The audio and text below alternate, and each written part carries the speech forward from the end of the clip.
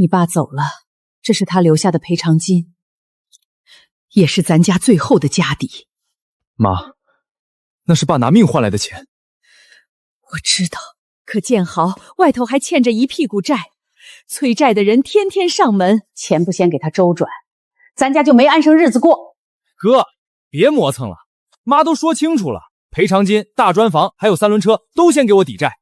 月枝啊，这样分不合适吧？林晨也是你儿子，怎么能一点正经家底都不给他？他一个大男人，靠水吃水，饿不着。那林晨分啥？河边那座废船垛，还有一条漏水的老木船。那地方啊，烂泥比路还多，老鼠都嫌吵。妈，你也是这么想的？家里就这点东西，总得先救急。你弟还年轻，不能让债压垮。那我呢？你有手有脚，守着水边还能饿着。哥，赶紧签字画押，签完以后各过各的。行，我签。这就对了。各过各的。好，这话我记住了。林晨，这就是你分到的家。先凑合落个脚，船坞还能修，木船也能补。补？你拿什么补？你兜里比这船底还空。屋顶先用旧油布挡一晚，明天我找木料把漏的地方钉上。你到现在还在说这些？你妈把钱、砖房、3轮车全给你弟了，你就分了这么一堆烂木头，你还想着修？不修，就连落脚的地方都没有。我把话撂这儿，这种窝囊日子，我一天也过不下去。林晨老弟，听说今天分家了，这地方不错呀，四面透风，和风免费吹。别说，晚上睡船里还能听水声呢。林晨，别往心里去，你妈新片，全村都知道。那条老木船是你爷爷当年跑水用留下的，别急着拆，留个念想。我爷爷留下的？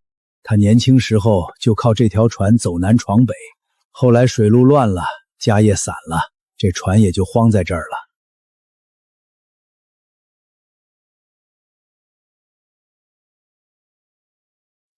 清静了。从今天起，我林晨只为自己活。既然要断，就断干净。占地方，又漏水，拆了还能当柴烧。空的。这里面藏着东西。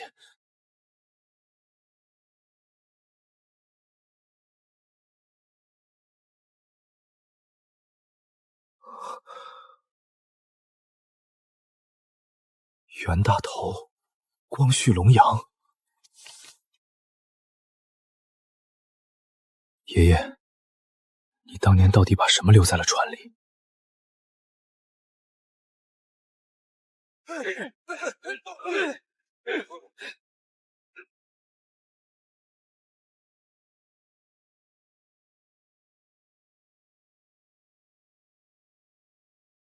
？3代人守着这条破船，谁都不知道船肚子里藏着翻身的本钱。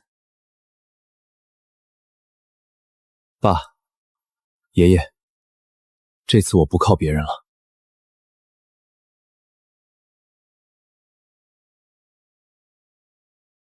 小伙子，收东西还是出东西？出。祖上传下来的？东西是老东西，可品相一般，这些老票据更难出手，没人认。这样吧，你这一整箱我给你10几万，量大我也算帮你吃下了。10几万？现在行情不好，你扛着一箱东西满街跑，没人敢接，也就我有这个胆子。我上个月问过散户，单枚收价都不止你这个数。小兄弟，小户能吃几枚？你这是整箱。再说了，这些老票据到底值不值钱，还两说，不卖了。你可想清楚了？出了这个门，你扛着一箱银元满街跑，不怕被人盯上？真东西不怕没人识货，价钱还能商量。你刚才商量过了。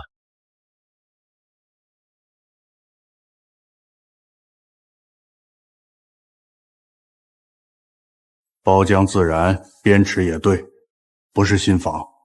师傅，票据呢？这些更有意思。地方水运码头的旧票据保存到这个程度不容易。值钱？值不值钱看卖给谁。懂的人认它的史料价值，不懂的人只会拿它当废纸。那您开个实价。银元我按品项分批收，老航运票据单独算。整箱验完，真货不少给，假货不要。总价35万。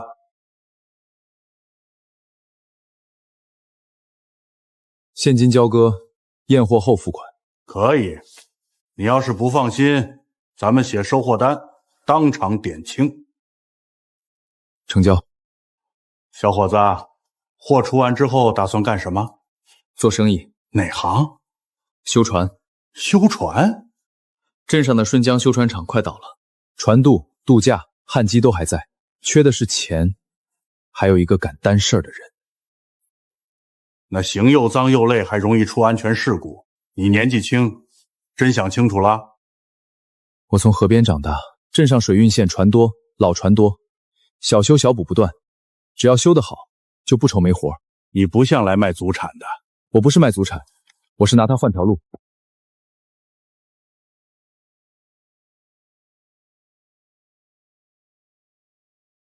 顺江修船厂设备评估18万，银行贷款9万，拖欠工人工资4万。你要接盘，最少31万现金，把窟窿全堵上。钱今天到账。你确定？这可不是捡便宜，这是烂摊子。烂不烂得看谁接。修船这行不是开玩笑，木船补漏，铁船焊补，螺旋桨矫正，哪样出错都可能出事。合同什么时候能签？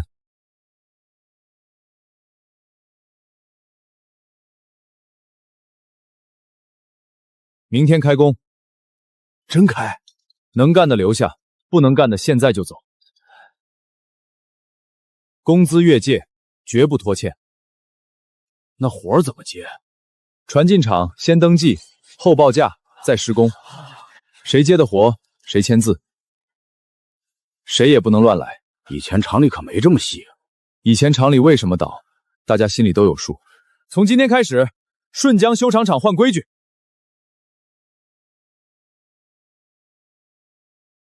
明天早上8点，所有人到岗。林老板，昨天话说的漂亮，今天真开工，钢板从哪儿来？烂厂从哪儿来？柴油从哪儿来？是啊，没料怎么修？上一个老板也这么吹，说明天开工，后天发钱。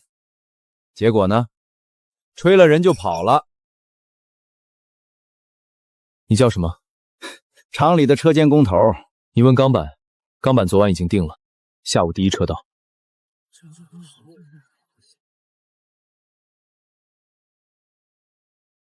焊坨和防锈漆也谈好了，先送3批。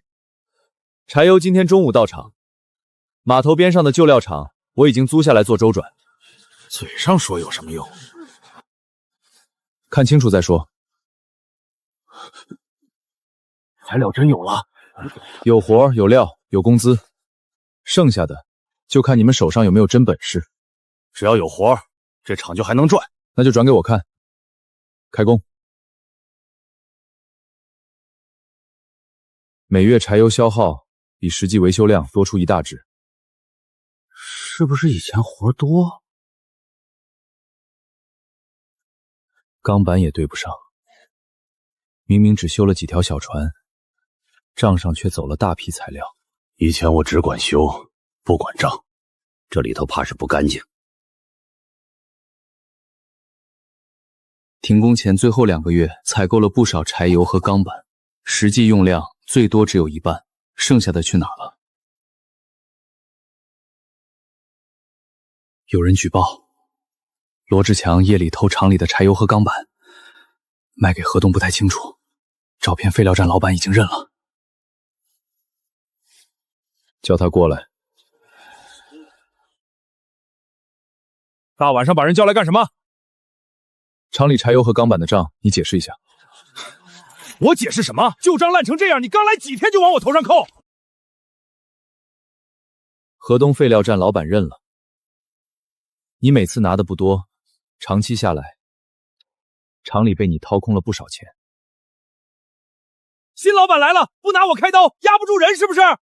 我不是立威，我是清账。钥匙交出来。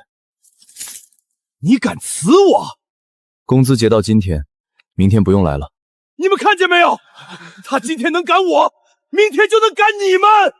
偷厂里的料，还想让大家替你说话？以前老说厂里没钱，原来钱都漏这儿了。修船厂第一件事，就是把吃里扒外的人清出去。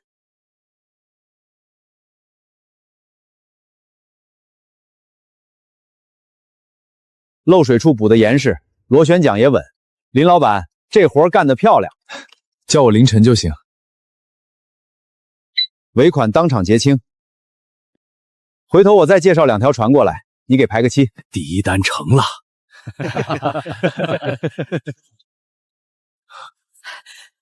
凌晨，你出来！什么事？建豪做货运亏了，催债的人天天上门，赔偿金没了，砖房也抵进去了，3轮车也被人拖走了。哥，我也是一时周转不开。你弟犯了浑，妈知道，可他再混账，也是你亲弟弟啊。你现在有钱了，帮他把账还了，以后让他报答你。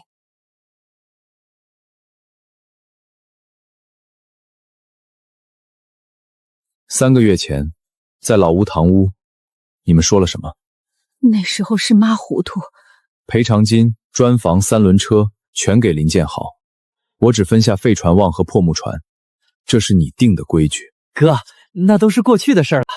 过去，白纸黑字，从此各过各的，互不相干，也是你催我钱的。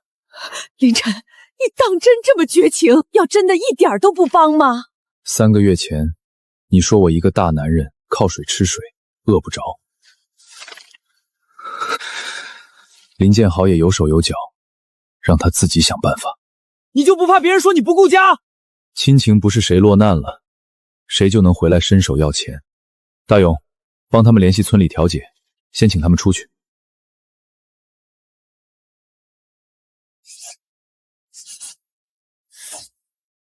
下月目标至少修完30条船，船进场先验，风险大的排前面。第2批船已经约好了，明天就能进2条。林老板，我那条船先不过来了。怎么了？码头边有人支摊修船，换一块船底板，你们这边1200，他那边只收700。我想着先去便宜那边看看。700？材料钱都不够吧？我们跑船的也得算成本。谁在修？不太熟。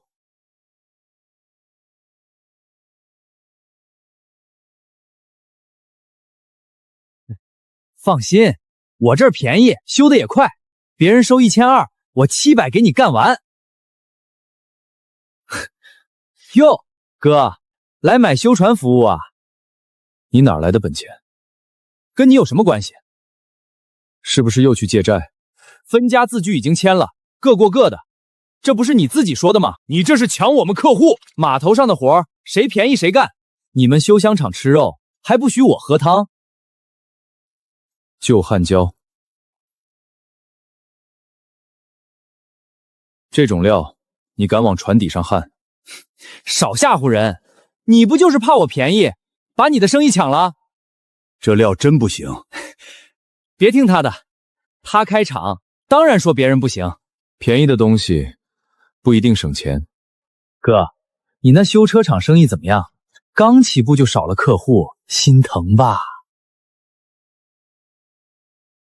船在岸上，谁都能说自己会修，等它下了水，就知道了。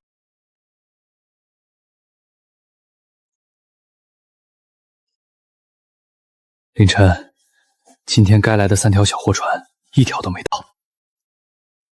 刚起步就断船，这可不是好兆头。电话问过了吗？问了，都说先等等。是不是都跑去林建明那边了？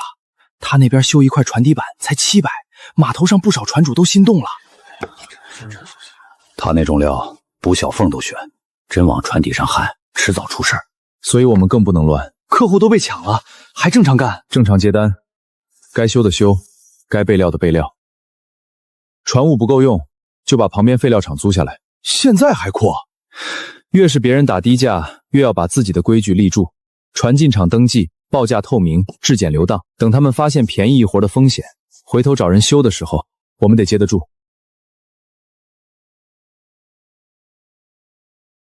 林老板，码头边那个修船摊儿现在报价越来越乱了，有的船主只看便宜不看材料。我知道，那人真是你弟？是。那还不去找他把话说清楚？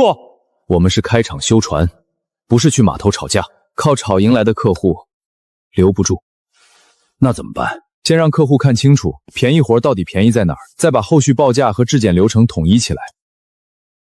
我去联系废料厂，告诉客户来不来是他们的选择，但只要进顺江修船厂，船怎么修，料怎么用，账怎么算，全都明明白白。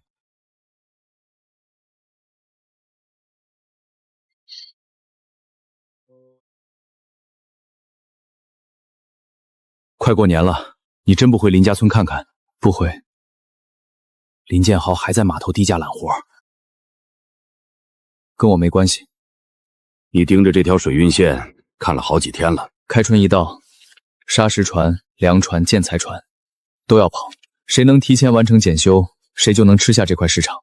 你想抢开春检修？不是抢，是提前准备。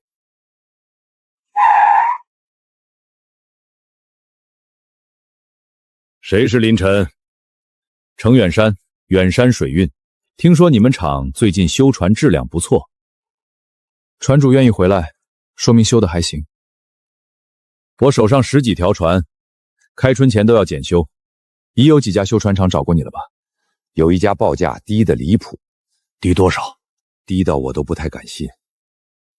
那个价根本不够材料和人工，能报这个数的人，要么不懂船，要么准备偷工减料。你这是在说别人不行？我是在说，船在水上出问题，不是反空那么简单，是人命和货损。那你报个价给我。进去谈，价格我不会最低，但我能告诉你，每1分钱花在哪儿。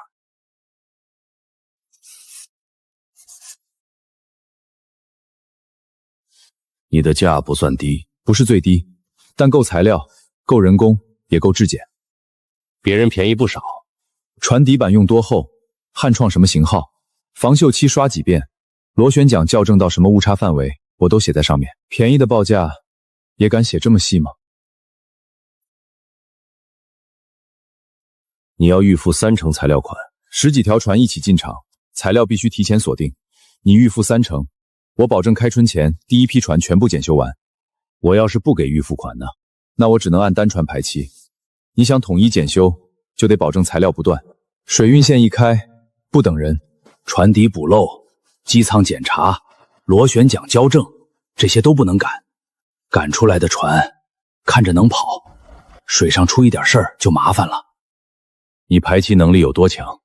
我现在有完整船坞，老修船师傅，稳定材料渠道，旁边废料厂已经租下，能做临时停船区。第一批4条，第二批6条，剩下的穿插小修，开春前交付。质量出问题怎么办？双倍赔。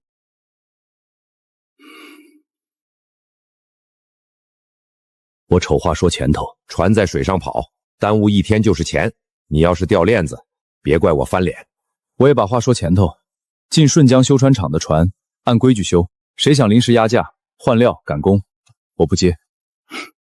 年轻人口气不小，船修好了，口气才站得住。所有待修船登记编号，进度上墙，材料入户，一件一验。明白。葛师傅，第一批船你定质量，宁可慢半天，不能漏一道工序。放心，我守在船坞。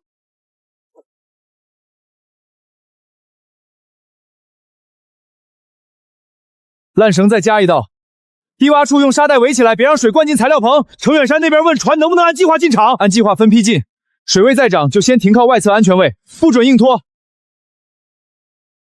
发电机我让人电包了，线机也都收进棚里了。先保安全，再保进度。码头管理处的小孙说林建豪那边出事了。我是凌晨。林老板，你弟低价修过的一条货船在河心漏水，船主紧急靠岸，货泡了不少。人没事吧？人没大事，但货泡了不少。船主、材料商还有几个催债人都堵在他棚子里，吵得厉害。报警了吗？已经叫了码头管理的人过去维持秩序。知道了。要不要过去看看？他用保板救善虫的时候，就该想到今天。我们现在要保的是程远山的水运线，是厂里的安全，是工人的饭碗。林建茂自己接的活，自己承担。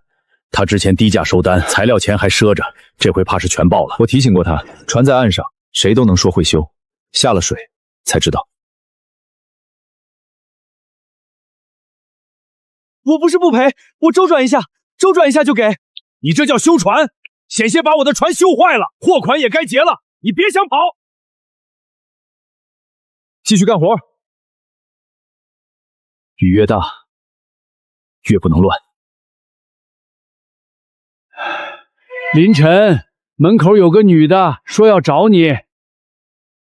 凌晨，什么事？梁德广货运生意亏了，车和船都抵了债，人也跑了，我没地方去了。我知道我当初做的不对，你先帮我找个避雨的地方，就一晚。凌晨，外面雨这么大，我真的没地方去。你脚上那双鞋是离开船坞那晚穿的。那时候我……老李，拿件雨衣。大勇，联系镇上的临时安置点。我去联系。不用让他进厂里，送到安置点，登记清楚。凌晨，我只是想回来。以前我们毕竟是夫妻。离婚协议你签了。那时候我是一时糊涂。那时候你坐上梁德广的车，说了什么？你说跟着一条破船过日子，不如早点走。我不会再让你回到我的生活里，但也不会让你在雨里没地方去。凌晨，我真的知道错了。错了就该自己承担。今晚的安置我会按规矩帮你联系，过去的事不要再拿来要求我。林建豪跑了，催债人昨天去老吴收房，吴月芝一个人坐在门槛上哭。我知道了。通知你的人说这事儿跟你没关系，就是觉得毕竟是你妈。当初他把砖房给林建豪抵债的时候，这条后路就断了。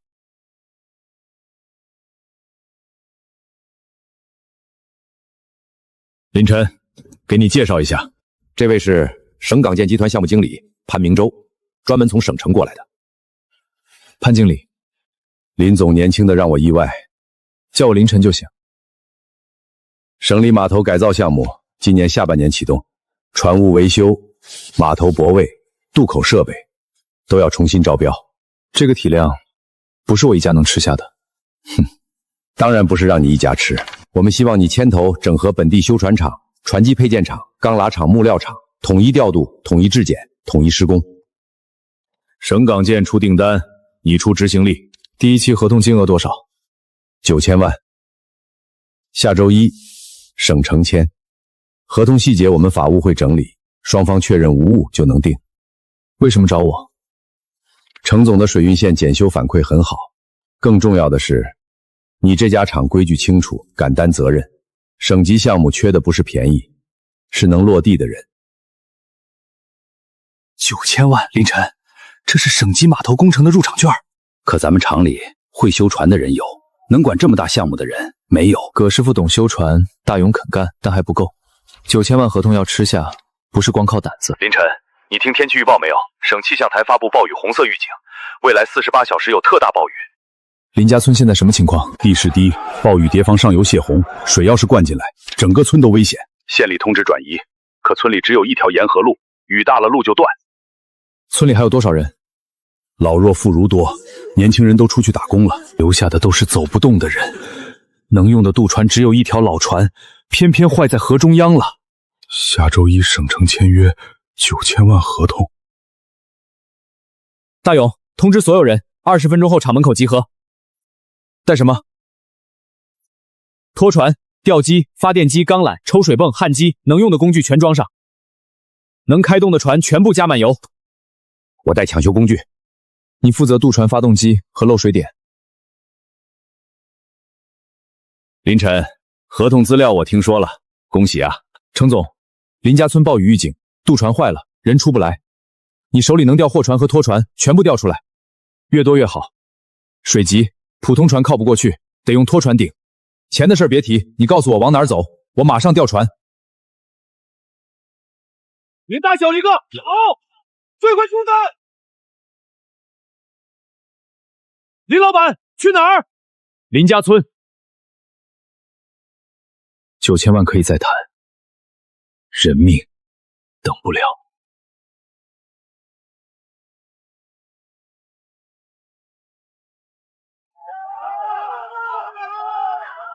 你可算来了，河道水位涨了2米，溪头几十户还没出来，渡船卡在河中央，发动机进水，缆绳也卡死了。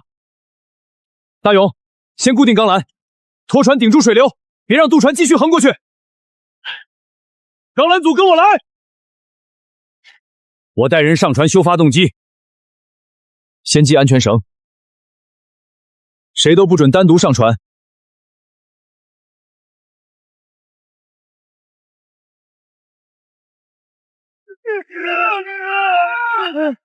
水太急，再靠近有风险。这条水路我从小跑到大，前面3米有暗桩，往右半船身，那里有回水，能稳住，听他的，往右半船身。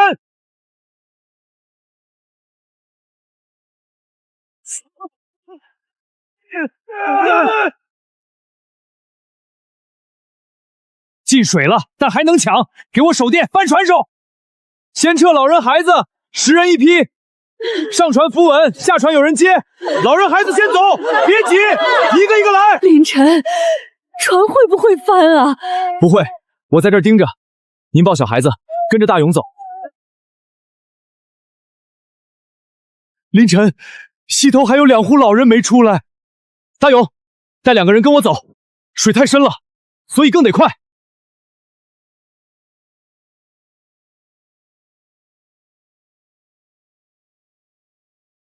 发动机能动了，最后2批，快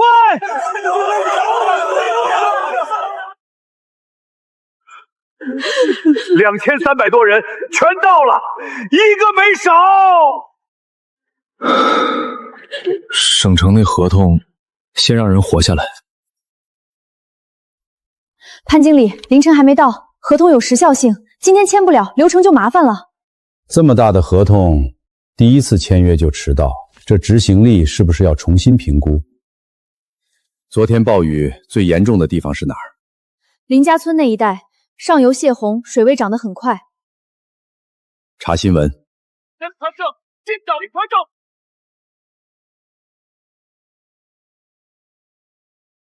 这是凌晨？是。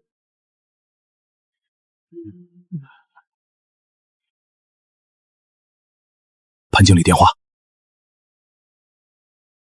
潘经理，合同的事儿，新闻上我看到了，今天没能到省城，我认。流程上该怎么处理，你直接说。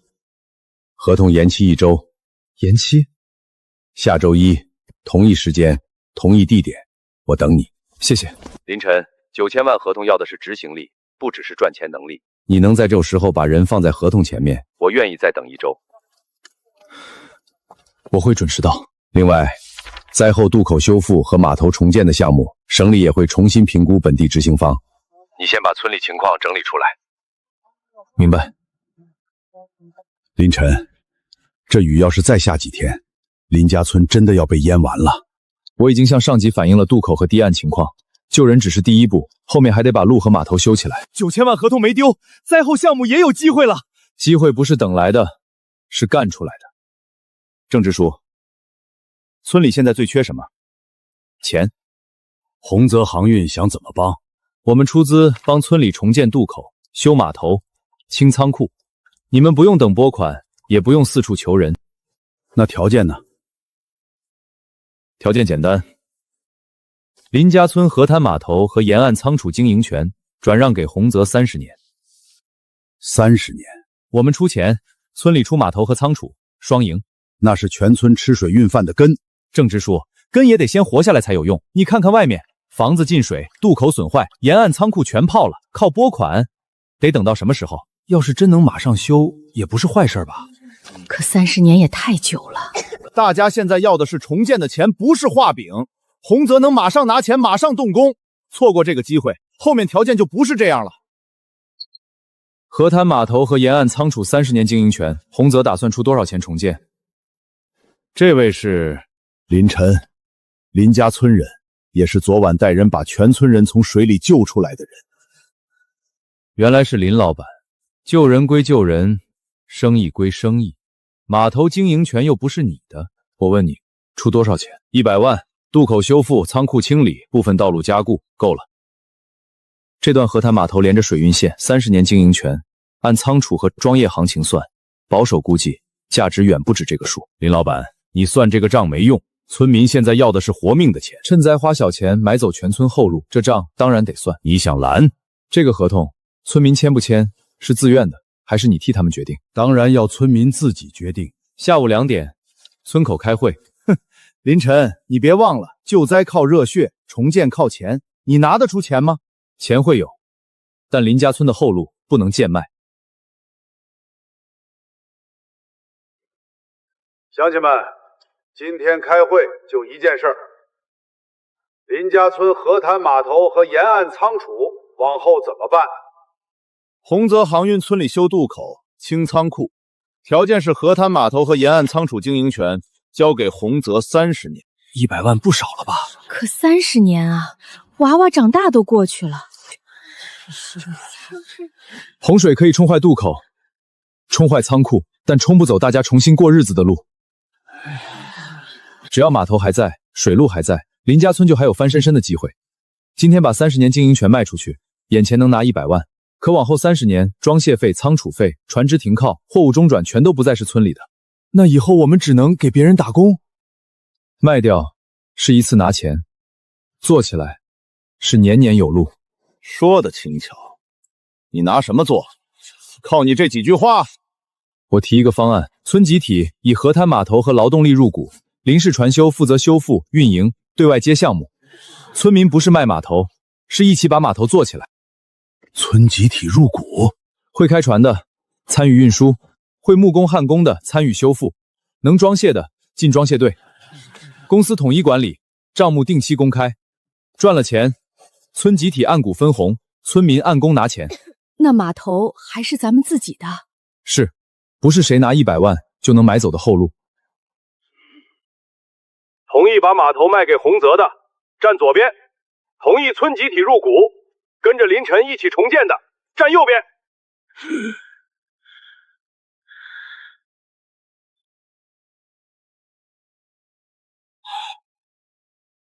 你们想清楚了，洪泽的钱不是什么时候都有。钱可以慢慢挣，码头卖了，根就没了。林家村村民大会表决通过，村集体入股林氏船修，参与渡口和码头重建。同意，我们同意。从今天起，林家村不卖后路，大家一起修自己的码头。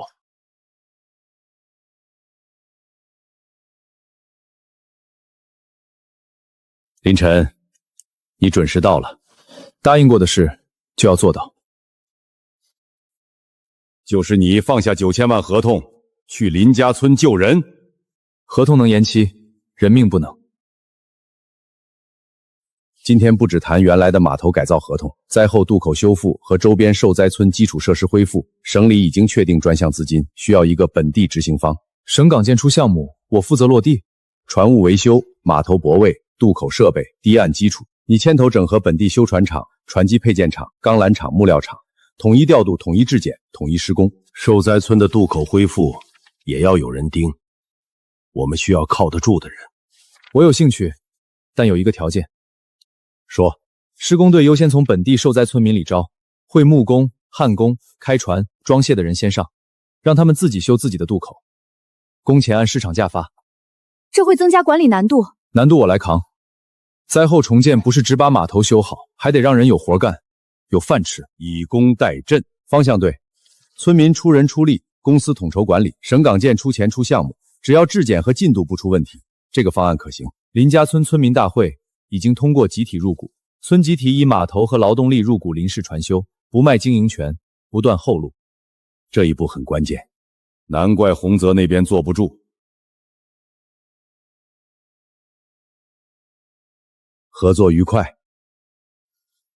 合作愉快。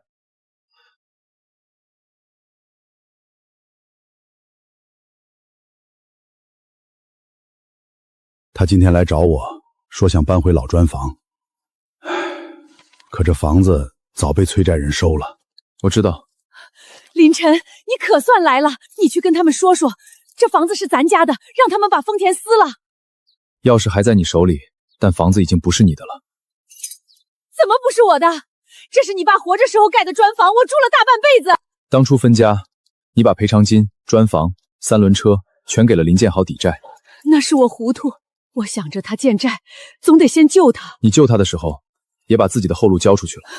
林晨，妈现在没地方住了，你厂子不是做大了吗？你现在有钱了，总不能让妈睡外头吧？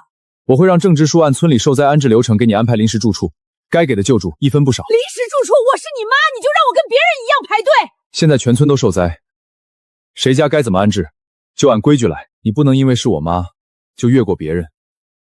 你这是记恨我当初分家？我没有记恨，我只是照你当初定下的规矩办。从此各过各的，互不相干。这句话不是我先说的。那时候我没想到会变成这样。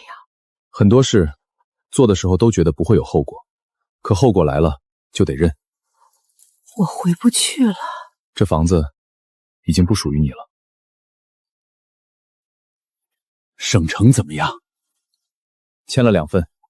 2份？一份是省里码头改造合同，一份是灾后渡口修复项目。今天先修村西渡口，调机调过来，把河中央那条老渔船拖回来拆检。抽水泵先排低洼积水，钢审组负责固定岸边。发动机进水太久，得拆开看。船底漏点也不少，先别急着下水。今天开始招人，本村优先，会木工的、会焊工的、会开船的，先到郑支书那边登记。真给工钱？按市场价发。那我会开船，我能来吗？名字写上，下午安排港障安全培训。林总，张怀民，潘经理跟你提过我。张总，这年头肯放下9000万合同去救人的老板不多，现在还愿意让受灾村民自己参与重建更不多。他们不是来讨饭的，他们是在修自己的路。这话说得好，后续合作我这边没意见。林家村的重建终于开始了，从修好第1条渔船开始。林总，省港建分到船板和钢材上的总额真有上千万。船坞维修、码头泊位、渡口设备，后续水运线检修都会用到，前期需求持续放大。如果本地供应商能吃下60%，确实是一笔长期稳定的大单。但统筹供应是什么意思？货过你们林氏船修的账，你抽多少？我不抽货款。不抽货款？那你图什么？统一质检，统一调度，统一结算。省港建的钱走林氏船修的账，我收管理费，你们出货，我保证有活干，有钱收，不压款。不压款，这话可不好做到。按批次验收，按节点结算，材料进厂先验，不合格退回，合格入库后进入项目结算周期，账期写进合同。船板这块不能糊弄，厚度差一点，焊口后面就要出问题。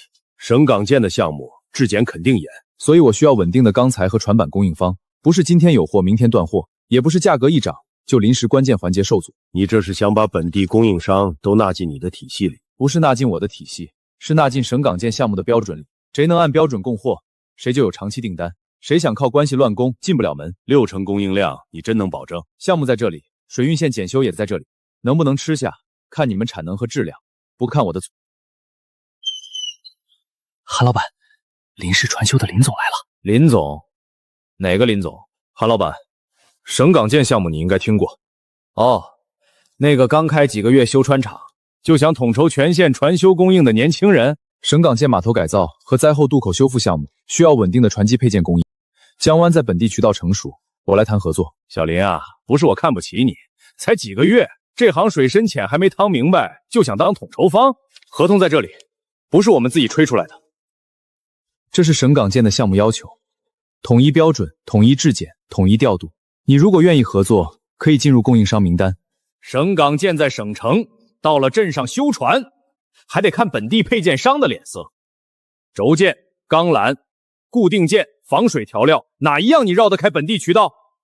所以我才来谈。不用谈，我江湾的配件不愁卖。年轻人，有点订单别太飘，真到现场缺一个配件，你的工地就得停。韩老板的意思我听明白了。哼，听明白就好，以后真缺货再来找我，态度放低点。他说自己的配件不愁卖，那就让市场重新选择。郑支书说，洪泽航运的人又去村口了，跟村民聊天，问重建花了多少钱，入股合同看没看懂？他们还不放弃。洪泽盯的是河滩码头、沿岸仓储，还有30年经营权。他们不会这么算了，让郑支书知道，村里该公开的公开，入股合同该讲清楚就讲清楚。万一他们挑拨村民呢？村民大会已经全票通过，白纸黑字写着，洪泽要动这块码头，就得跟全村人谈。那我们现在先盯村里。我真正担心的不是洪泽本身，那是什么？供应链。省港建的9000万合同，不是靠一腔热血吃下来的。材料、配件、质检、调度，任何一环掉链子，合同就是废纸。船修这行，缺一根钢链，一套轴件，工期都得卡住。林家村渡口修复也一样，供应链搭不下来，进度被拖住，村民过河难，货运断，洪泽就会再回来，到时候他们会说临时船修干不动，还是把码头交给洪泽。所以他们未必只在村里动手，也会在供应链上动手。咱们会修船，但没人懂这么大的供应链管理。我能跑腿盯现场，可这些供应商这些我确实不熟。我们缺一个能管大项目的人。林总，我叫宋启年，之前在省港建做项目调度，上个月辞职。潘明洲介绍你来的，潘经理只是说你缺人，我自己查了你的情况，觉得可以来试试。省港建好好的，为什么辞职？项目上有人吃材料回扣，我查出来了，上面不让报，我不想背那个账，就辞了。你来我这儿想做什么？这是我整理的12家供应商分级管理、质检流程、调度排期初步框架。这不是随便写的。省港建的合同一旦启动，不能靠临时打电话找货，供应商必须分级，材料必须追溯，质检必须留档，排期必须上墙，否则工地迟早乱。你对我这边了解多少？厂子起步快，现场执行力强，老板敢担事儿，但管理短板明显。大勇能跑现场，葛师傅懂技术，但没人能把供应链和项目节点串起来。说的挺准。以往薪资，月薪9000，加项目提成，我给你底薪，提成按项目完成率阶梯算，干得好年底翻倍，干不好1个月后走人。可以，明天上班。今晚我可以住厂里，先把供应链表重排一遍，带他认人，安排住处。行。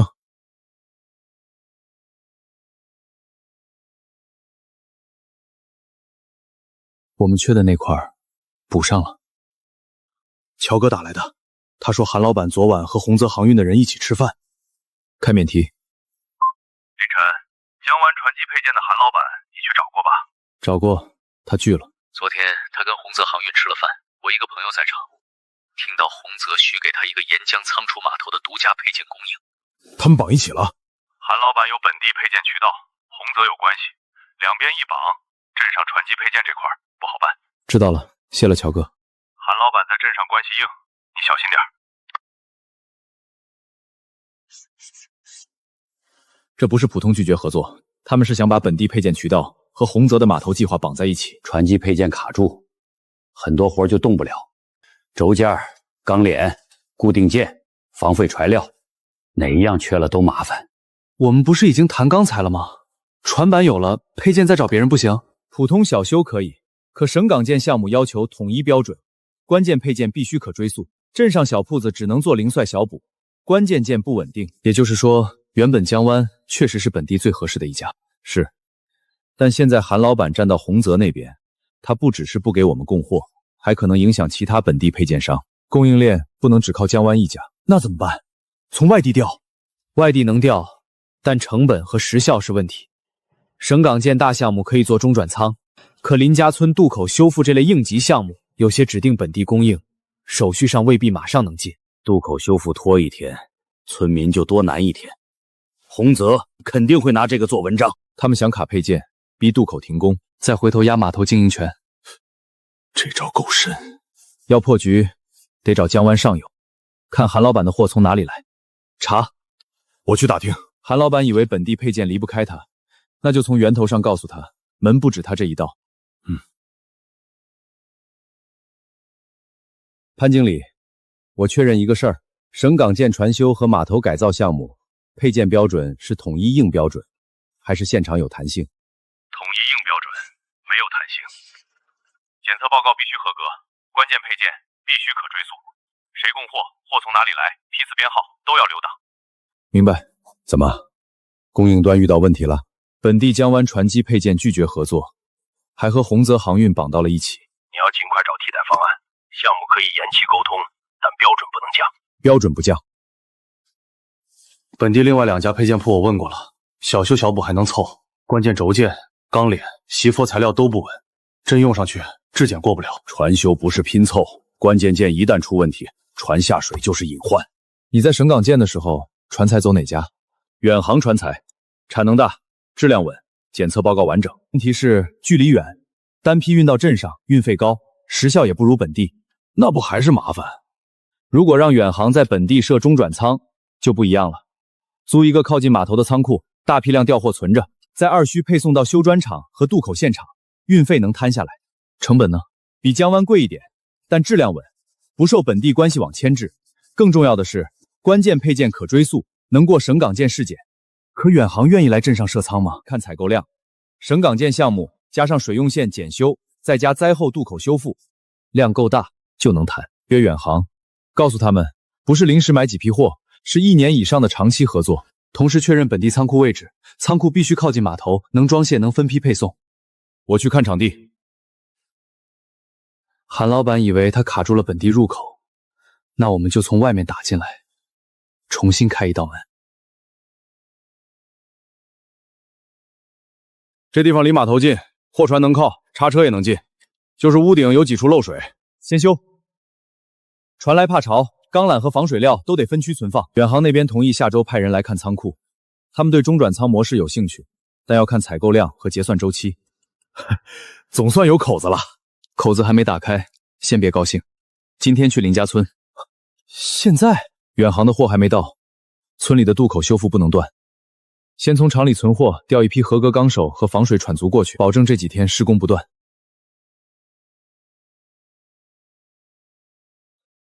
林晨，钢索快不够了，再不补，明天固定临时桥板就得停。卸货。把钢绳和防水官制搬下来，先放高处，别沾泥水。我还以为今天又要停工。洪泽的人这2天就在村口转，说咱们没材料，撑不了几天。让他们看着，我们不断供，他们的话就站不住。每一批材料登记编号，谁领运，领多少，用在哪个位置，全都写清楚。我安排人配合。今天先保渡口跳板和烂桩，能过人，能运小件物资，村里就先活起来。明白。村里的渡口稳不住，后面的9000万就是空话。宋经理已经把方案跟我们讲过了，中转仓模式我们确实感兴趣，但我们有2个条件：第一，月均采购量不能低于约定数量；第二，结算周期不能拖太久。采购量没问题，省港建码头改造、水运线检修、林家村渡口修复3条线叠加，前期需求会持续放大。持续放大是预估，合同上要有最低量，这是前令6个月预计需求。钢伞、轴件、防毁调料、固定件，按保守数算也能达到远航要求，量确实够。结算周期呢？ 45天内结算，关键批次进场验收后，按项目节点走款。这个能谈。我也加一条，价格锁定15个月，期间原材料小幅上涨，远航不能随便涨价。15个月太长，原材料变动我们控制不了，最多9个月。远航设中转仓，我们给稳定采购量。你们要的是长期市场，我们要的是项目稳定。价格今天谈好，3个月后涨一次，工程没法做。12个月，超过原材料大幅变动，双方重新协商。12个月可以，但要写明涨幅比例，超过约定比例再谈，否则不能单方涨价。12个月锁价，原材料涨幅超过约定比例，双方重新协商，低于比例不调整。成交。林总年纪不大，谈判倒是稳。修船修多了就知道，船要稳，底子先稳。供应链也一样。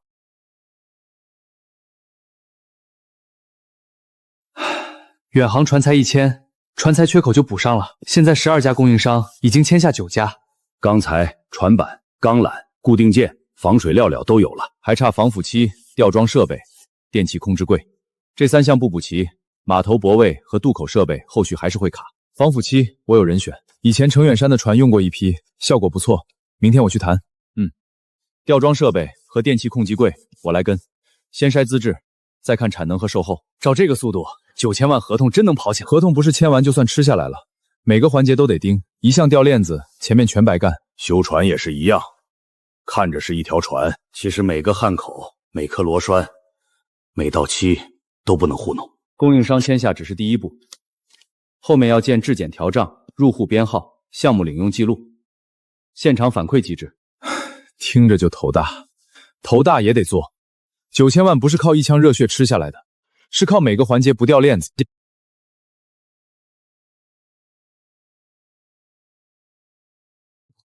中转仓落地后，韩老板对省港建大项目的影响会变小。大项目能绕开他，不代表所有事都能绕开。什么意思？村里的应急修复，有些手续还要本地配件。如果韩老板在这块卡我们，洪泽就还有机会做文章。韩老板托人带话，说你没去码头饭局，让他面子挂不住。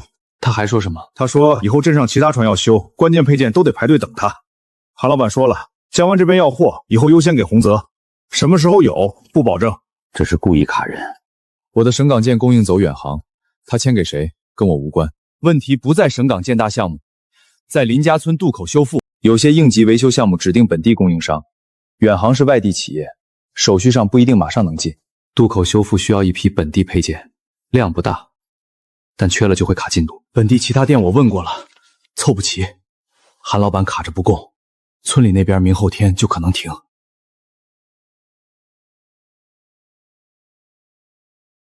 晨，洪泽的人又来了，说你们材料都凑不齐，重建撑不了几天。现在村里有人开始担心了。渡口今天停了吗？还没停，可烂装固定件和一批轴件快用完了。我知道了，你稳住村里，别跟洪泽的人吵。今天照常施工，真能补上？能。韩老板这是想拖住渡口，进度一拖，村民过河难，货运断，洪泽就会再来谈经营权，而且条件会变。他们会说林氏传修没能力重建，只有洪泽能救急。这就是拿村民的出行难题逼你低头。韩老板能卡本地供应，是因为他握着上游渠道，查江湾的主要进货渠道，尤其是钢联、轴件、固定件。我去问，别只问店面，问源头。他卡住入口，我就从源头找新入口。查清楚了，江湾很多关键钢缆、固定件、轴件都从青川钢缆厂进。韩老板不是自己有货，他是把上游渠道攥在手里。青川的钢链质量不错，早几年我用过，真能直接供货，江湾就不是唯一入口。但青川未必愿意得罪韩老板，韩老板是他们老客户，采购量也不小，所以要找能说得上话的人。凌晨，这么晚找我，肯定不是小事儿。乔哥，青川钢缆厂老板邱振海，你认识吗？认识，老同学，你怎么突然问他？江湾传机配件卡我的本地供应，江湾的上游是青川，我想见邱振山。你这是要绕过韩老板？不是绕，是打开本来就该打开的路。你小子说的文气，其实就是想直接找上游谈。韩老板拿村里渡口修复卡我不能跟他在店门口吵，吵赢了没用，货还是卡着。邱振海这人重质量，也重信誉，你要见他就别空口去，带上订单量、质检标准，还有结算方案。明白，我帮你约。明天下午青川钢胆厂，我先跟他说一声。谢了，乔哥。别谢太早，邱振海可不是好糊弄的人。要是青川愿意直接供货，韩老板就卡不住我们了。还得准备下月15号第一批供货单。邱振海看的是实际需求，不是口号。今晚把供货单、项目合同、质检要求全部整理出来。你这是要从源头破局。这不是赌气，也不是吵架，更不是报复，这是落子。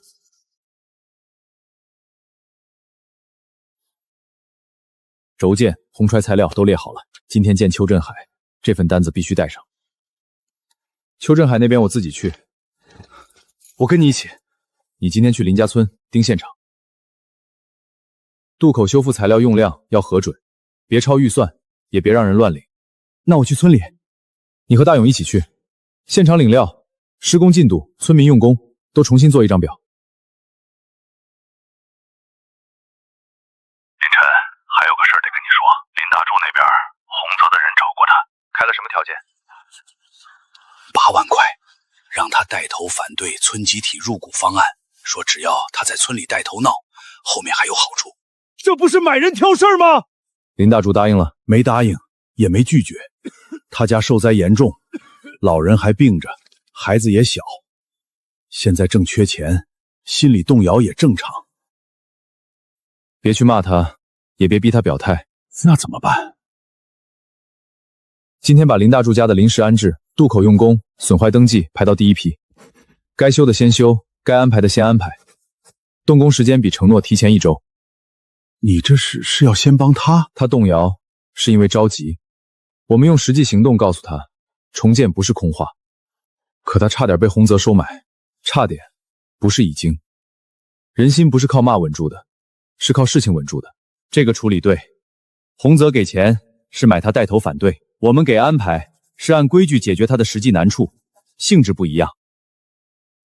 林大柱，你家的临时安置和渡口用工排到第一批，今天下午先去看你家房屋受损情况，明天安排你进渡口施工队。谁安排的？林晨。我知道了。林晨，这位就是青川钢拉厂的邱振海，邱总。林总，久闻大名，听说你最近把镇上的传修圈子搅得挺热闹。不是我想搅热闹，是有人拿村里的渡口和传修配件做筹码，我只能找源头谈。源头这2个字说得倒直接。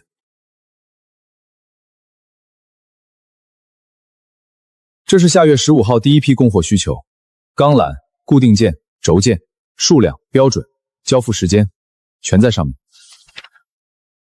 省港件标准，检测报告必须合格，关键件必须可追溯。青川如果直接供货，或进临时传修中转体系，账期和质检标准写进合同。江湾一直是我这边的大客户，你现在来找我，是想让我断韩老板的货？不是断他的货，是让青川多一个出口。韩老板卖给谁是他的生意，青川直接供给省港建项目和林家村渡口修复是你的生意。老邱，林晨不是空手来的，量和标准都带来了。你要的不是几捆钢缆，是让青川进入你的供应链，也进入省港建项目体系，质量合格，供货稳定，账期清楚，就有长期订单。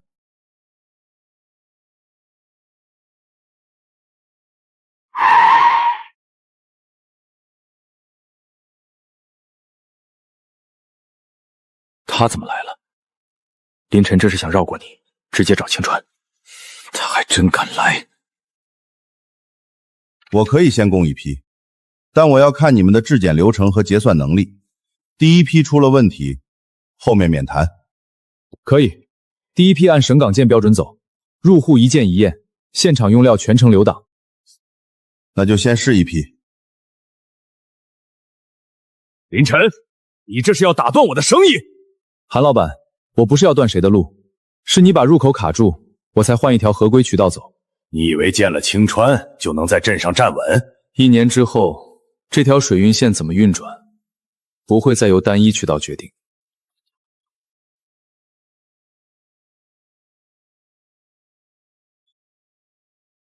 他们想卡码头、卡配件，动摇人心，那我就从源头一步一步把路铺回来。